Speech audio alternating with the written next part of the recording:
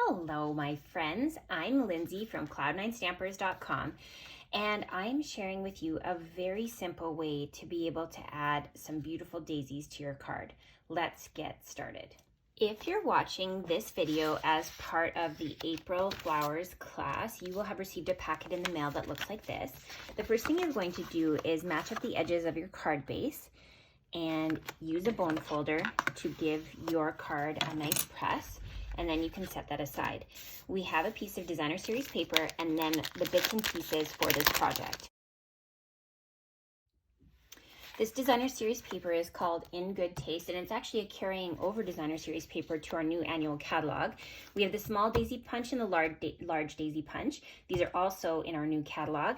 And then we have the nested stitch dies, some white trim, and then some embellishments. So this is a pretty simple card to put together. The first thing you're going to do is use some mini glue dots, and you're going to use that to hold your daisies in place. I just find it is such a nice sticky glue. So we're going to do the Rococo Rose first. And I would recommend just adding a little bit of extra texture by adding some blending to it. So I'm bringing in the ink, and we're going to grab a little bit onto our blending brush and then just brush it over top of the edges. You could also use a sponge dauber or any kind of sponge that you have in your crafting collection to complete this part of the project. So once you've got the blending done, we're going to do a similar one with these small daisies. Those ones, again, we're going to use the mini glue dots to attach them. And this one is using Blushing Bride. So bring in the Blushing Bride ink pad, and I'm just going to stick it on some scrap paper. Use the blending brush, and again, we're going to blend over top of the petals.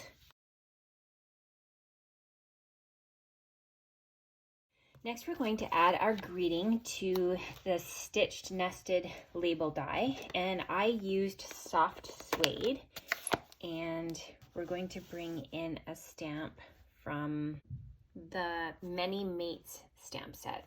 So I'm using You're Just So Fabulous. So we're going to ink that up and stamp it right in the center of the stitched nested label die. Perfect. Okay, now we're going to start doing some assembly. So I used some dimensionals to be able to pop up our daisies. So we're just going to stick a couple underneath the big one.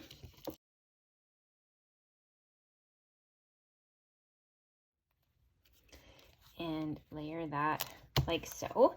And then the little one, you can probably get away with just one in the center.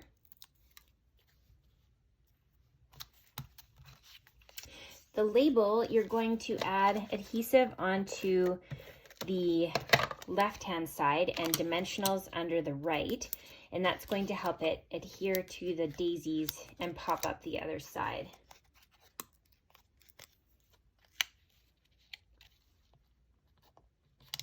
Like that. Next, you're going to bring in your embellishments, and we're going to use a sharp end to pick those up. We're going to add those over to the right side of your greeting. And then I have a piece of white twine in here for you. Go ahead and do my sneaky trick where you pull apart the fibers and then tug on the end and just grab 2 pieces of thread. That just makes it a little bit skinnier and kind of beefs up the ribbon. I'm going to use a bow tire. This is just something I have in my private collection. You could also use a meat fork and put it on the opposite side of the pegs. Switch hands. The one that's on the bottom goes through at the top, and the other one goes through the pegs at the bottom.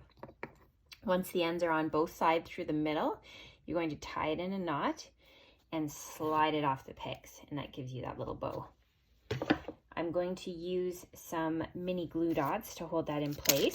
Oh, try not to throw them around my office here. So let's find the end of the roll. Okay, there we go. Roll it off so it's a little bit skinnier, and then we're going to just adhere that right to the bottom of our nested label die, just like that. The last step is you're going to bring back in that card front. We're going to use our adhesive to layer that onto the front.